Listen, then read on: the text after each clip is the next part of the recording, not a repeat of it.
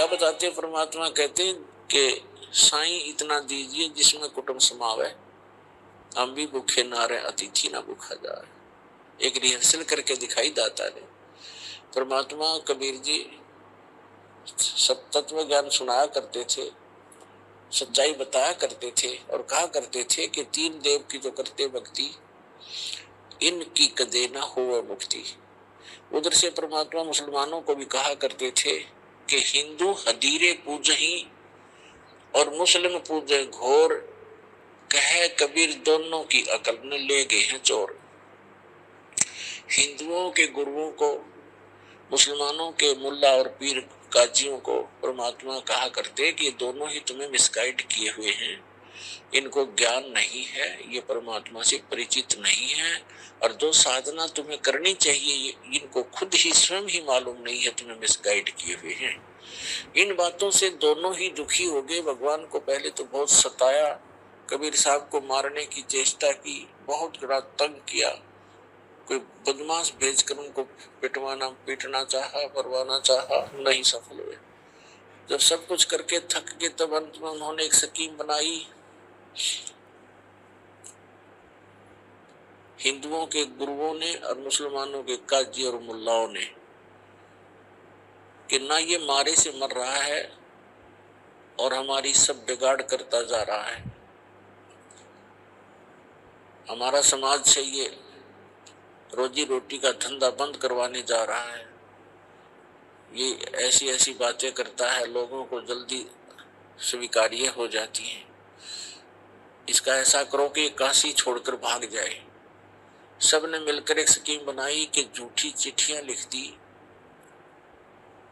भारतवर्ष के सभी साधु संत फकीरों के डेरों में, और लिख दिया कि कबीर नाम का व्यक्ति जो काशी में रहता है 3 दिन का भंडारा करेगा और सभी अपने शिष्यों समेत आना है, और प्रत्येक भंडारे में ये प्रत्येक भोजन के उपरांत एक असरफी देगा, एक दोहर देगा। असरफी सोने की यानी 10 ग्राम सोना एक बार में देगा, और एक दोहर बहुत अच्छा सुंदर कंबल टाइप होती थी, पहले खद्दर की होती थी, दोहर सबसे अच्छा कंबल माना जाता था, सबसे अच्छा, तो दोहर देगा और सभी आना। अब इस लालच में सभी मंडलेश्वर अपने छोटे बड़े बीमार रोगी सब चेलों को ले आए। कहने का भाव ये है कि निश्चित तिथि जो रखी थी उस दिन 18 लाख साधु संत और काशी के सारे इकट्ठे होकर काशी का चूल्हा नोट कर रखा था, वो सभी उस काशी के बाजार में, काशी के शहर के आसपास बाहर में खड़े हो गए। रविदास जी सुबह सुबह आए घूमने के लिए, उन्होंने देख पूछा भी महात्माओं आज कोई समागम है क्या? उससे पहले एक दो ने और पूछ लिया था उन महात्माओं से, बाहर से आए उनसे कि तुम कैसे आए हो?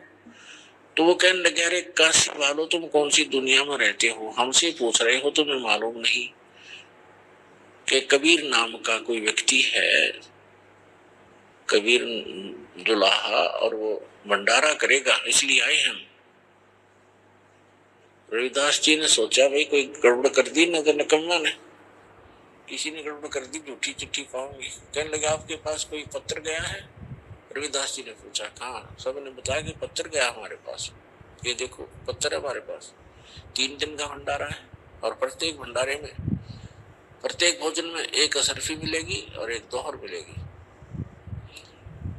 रविदास जी तो समझ गया उनकी चाल थी, चाल है लोगों ने, ये तो सफल हो गया आज अपनी चाल में। रविदास जी पहुंचे कबीर साहब की झोंपड़ी पर और जाके सारा वृत्तांत बताया, तो कबीर साहब ने कहा कि बैठ जा भक्त, आजा कुंडी लगा ले, भीतर बैठ जा, और वही ये तो जीने नहीं दे, मेरे को तंग करेंगे क्योंकि इन तो दुनिया को गुमराह करना है और मेरा उद्देश्य इनसे बचाना है, और ये ज्यादा है, मैं अकेला हूँ, और आज का दिन काट लूं और रविदास रात में मैं अपने बच्चों को, अपने माता पिता को, मुंह बोले माता पिता मुंह बोले बच्चों को साथ लेकर नगरी त्याग दूंगा। ये चाहते यही है कि ये भाग जाए यहाँ से, ये रिलीफ महसूस कर लेंगे, मैं चला जाऊंगा। अब ये तो ऐसे दुखी रखेंगे ही रखेंगे। बैठ जा तू, बैठ जा। अंदर बैठा लिया, अंदर से दरवाजा बंद कर लिया। उधर से परमात्मा गए सतलोक के अंदर। कबीर साहब एक रूप में वहां बैठे हैं, भजन करते दिखाई दे रहे। और वहां से टेलीफोन कर दिया ऊपर कि तैयार करो, 9 लाख बैलों के ऊपर बने बनाए भोजन, असरफी, मोहर दोहर सब कुछ तैयार करो। वहां पहुंचे तो 9 लाख छोड़ असंख्यों बैल बना के भगवान के लिए बैल बन के खड़े हो गए हंस भक्त, और उनके ऊपर लाद दिया सामान सारा और कहा ले जाओ जितना चाहिए भगवान, आपका आदेश अनुसार तैयार है। उनमें से 9 लाख बैलों के ऊपर भरा हुआ जलेबी, कचौड़ी, पूरी, सारा कुछ, लड्डू, बर्फी, बालू से आई और दोहर मोहर सब कुछ ठोक के, और काशी के चौपड़ के बाजार के में तंबू लगा दिए, टेंट, सफेद टाइप के टेंट। 9 लाख बैल और 9 लाख उनके साथ फिर वो भक्त, एक एक दो सेवादार आ रहे। 2-3 लाख वो भक्त थे, 9 लाख तो नहीं थे, 2-3 लाख भक्त।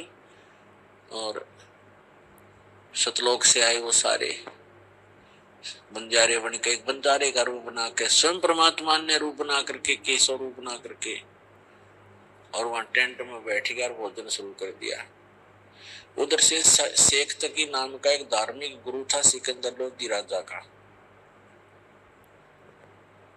राजा का भी निमंत्रण दे रखा था कि आज राजा भी देख लेगा आकर के, क्योंकि शेख तकी भगवान कबीर साहब से ईर्षा बहुत रखता था, उनको नीचा दिखाने और उनके राजा के नजरों में गिराने के ही चक्कर में रहता था। इसलिए एक पत्र उसने अपने राजा के पास भी भिजवा दिया था। तो राजा के पास सिकंदर लोधी गया था कि आपके गुरुजी भंडारा कर रहे हैं। सिकंदर लोधी कबीर साहब से बहुत प्रभावित था, उनको एक ऐसा रोग था जलन का, परमेश्वर कबीर जी ने वो स्वस्थ कर दिया था। और भी बहुत से चमत्कार देख करके कबीर परमेश्वर के लीला से प्रभावित होकर के सिकंदर लोधी परमात्मा कबीर जी में बहुत आस्था रखता था। तो सिकंदर लोधी से कहा शेख तकी ने कि आप भी चलोगे, आपके गुरुजी का निमंत्रण आया है, भंडारा कर रहा है। शेख तकी ये चाहता था कि सिकंदर लोधी काशी जाएगा, ये सोचकर सिकंदर लोधी को भी साथ ले लिया। सिकंदर लोधी कहने लगा मैं तो अवश्य चलूंगा, बहुत महान पुरुष है, उनके दर्शन करके आऊंगा, भंडारे में तो जाना ही चाहिए। जाके देखा, शेख तकी ने सोचा था सब भूखे बैठे शोर मचा रहे होंगे और कबीर भाग गया होगा। वहां क्या देखा कि वहां तो भंडारा चल रहा है और जय जयकार हो रही है कबीर भगवान की। जो भी भोजन खा रहा है कह रहा है ऐसा स्वादिष्ट भोजन कभी देखा ना सुना। भाई भंडारा हो तो ऐसा हो। जो भी भोजन खा के उठ रहा है उसको दोहर दी जा रही है, एक असर की सोने की दी जा रही है। अब शेख तकी तो पेट पकड़ कर बैठ गया, अकियो कैसे बिजली गिरी, ये कहां से लाया इतना पैसा, कहां से लाया ये भंडारा। तो सिकंदर लोधी पहुंचे जहां परमात्मा दूसरे रूप में बैठे थे, केशव रूप में, बंजारा रूप में। उससे पूछा कि आप कौन हैं। सिकंदर लोधी राजा ने पूछा आप कौन हैं, कबीर जी से आपका क्या नाता है, क्या रिलेशन है। तो केशव रूप में विराजमान भगवान ने कहा कि कबीर जो है मेरा, कबीर जी मेरे पगड़ी बदल मित्र हैं और मेरे पास उनका एक संदेशा गया था कि छोटा सा भंडारा है, कुछ सामान लेते आइएगा। तो उसका दास हाजिर हो गया। अब शेख तकी के पैर के तरह की धरती निकल गई कि यदि इसने छोटा सा भंडारा कहे 18 लाख आदमी खान लायक, लड्डू जलेबी कचौड़ी और पकौड़ी जो मांगे खाद्य पदार्थ हाजिर हो रहा है और असरफी दे रहा है, दौड़ दे रहा है, इसको छोटा सा भंडारा कह रहे। तो शेख तकी सिकंदर लोधी ने पूछा कि भगवान कहाँ है, कबीर साहब आए नहीं। तो किस स्वरूप में विराजमान भगवान ने कहा कि उसका दास तो बैठा है, मौज है उनकी, आएंगे जब आ जाएंगे। तब सिकंदर लोधी ने सोचा कि दर्शन करूं, पहले दर्शन करके आऊं। झोंपड़ी पर पहुंच गए, हाथी पर बैठकर, साथ में अंग रक्षक है। जाके दरवाजा खटखटाया, रविदास उधर बैठे, भगवान एक रूप में वहां भी बैठे झोंपड़ी में। रविदास जी ने कहा भगवान ये तो यहाँ भी आगे दिख है। दरवाजा खटखटा दिया। परमात्मा बोले लगता तो है पर दरवाजा नहीं खोलना, आज जोड़ लेंगे और कहेंगे कल हम निकल जाएंगे, तुम यही चाहते हो, छोड़ देंगे इस नगर को। दरवाजा खटखटाया लेकिन परमात्मा बोले नहीं। तब सिकंदर लोधी ने कहा कि प्रवर्तिगार दरवाजा खोलो, सिकंदर लोधी आपका दास दिल्ली से आपके दर्शनार्थ आया है। तो अंदर से मेरे पास अपने परिवार के पोषण के लिए शाम का अन्न भी नहीं है। 18 लाख व्यक्ति बाहर आए हुए बताते हैं और झूठी चिट्ठी लिखी हुई है कि भंडारा करेगा कबीर, दोहर देगा, मोहर देगा। भगवान मैं इन्होंने तंग कर लिया हूँ, आज का दिन काटूंगा और रात को अपने सबको लेकर भाग जाऊंगा यहाँ से। तब सिकंदर लोधी ने कहा परवरदिगार ये दास आपको पहचान चुका है, आप किसी और को बहका सकते हो, इस दास को नहीं। हे भगवान आपने कैसा रंग लगा रखा है, एक बार जाकर देखो दाता, आपके दर्शन के लिए अभिलाषी थे लोग और कह रहे कौन है वो ऐसा महापुरुष जिसने इतना सुंदर भंडारा किया है, दर्शन तो दे एक बार। हे परमात्मा एक बार चलिए बाप, दरवाजा खोलो दाता, अपने दास पर दया करो। तब कबीर साहब ने कहा खोल दे रविदास, तो बात सारी ठीक होगी। सिकंदर लोधी ने दंडवत प्रणाम किया चरणों में मुकुट समेत और कबीर साहब से प्रार्थना विनय की। तो परमात्मा ने स्वीकार की उनकी प्रार्थना और चल पड़े। जो ही कबीर साहब कुटिया से बाहर निकले, आसमान से फूलों की वर्षा होने लगी भगवान के ऊपर। और रविदास जी को और कबीर साहब को सिकंदर लोधी ने अपने ही हाथी की अंबारी में बैठा लिया ऊपर। रविदास जी चंवर कर रहे थे भगवान कबीर साहब के ऊपर। तो सिकंदर लोधी ने कहा कि भक्त आप तो रोज ही सेवा करते हो, दास को सेवा का मौका दो। दिल्ली का बादशाह भगवान के ऊपर एक सेवादार की तरह चंवर कर रहा है और सिकंदर कबीर साहब बैठे हैं, रविदास जी उसी ऊपर बैठे हाथी के उस अंबारी में। और हाथी पूरे मेले में प्रवेश कर जाता है। सब पूछ रहे हैं कबीर कौन है, कहने को सिकंदर लोधी राजा जिस पर चंवर कर रहा है ये परमात्मा, ये है वो कबीर जी। सारे मेले में घूम कर पुण्यात्मा फिर आगे वहां पर जहां परमात्मा दूसरे रूप में बैठे थे, केशव रूप में, और वहां जब परमात्मा कबीर जी हाथी से नीचे उतरकर टेंट में प्रवेश करने लगे तो अपने आप एक पलंग आया सतलोक से सफेद, और सफेद उसके ऊपर बस आसन बिछ गया। चारों तरफ हीरे पन्ने जड़े हुए उसकी जैसे गोटे पे मकर ऐसे लग गए चारों तरफ देखते ही देखते, और परमात्मा उस पर विराजमान हो गए। टेंट को चारों तरफ से खाली 24 घंटे तक परमात्मा और दूसरे रूप में बैठे केशव, उन दोनों की आपस में वार्ता हुई और लाखों लोगों ने सत्संग सुने भगवान के। वो तो बहाना था, उसके बच्चे हैं, वो सबका पालन वही करता है। भंडारा काशी में कर लेते, घर घर में खिलाना उसी ने, और उसके बहाने उनको इकट्ठा करना था, क्योंकि परमात्मा के लिए जो निकले हैं साधु संत भक्त, जो कहीं आश्रम में रह रहे हैं या घर पे भक्ति करते हैं, वो भक्त हैं और परमात्मा उनको खोज रहा है, लेकिन ये मिसगाइड किए हुए संत उनको गुमराह रखते हैं। तो वहां परमात्मा ने एक तीर से कई शिकार कर दिए, अपना सामर्थ्य दिखाया। भगत ऐसा हो, भगत के साथ भगवान इतनी साथ देता है। और वहां सत्संग सुना, लाखों लोगों ने दीक्षा ली उस कबीर भगवान से और उनका वंश उज्जवल कर किया। अब जब सारा कुछ काम हो लिया, सब भोजन कर करा लिया, शेष बचे सामान को टेंट को लाद कर बैलों पर सब बंजारे जो सतलोक से आए थे वो चल पड़े।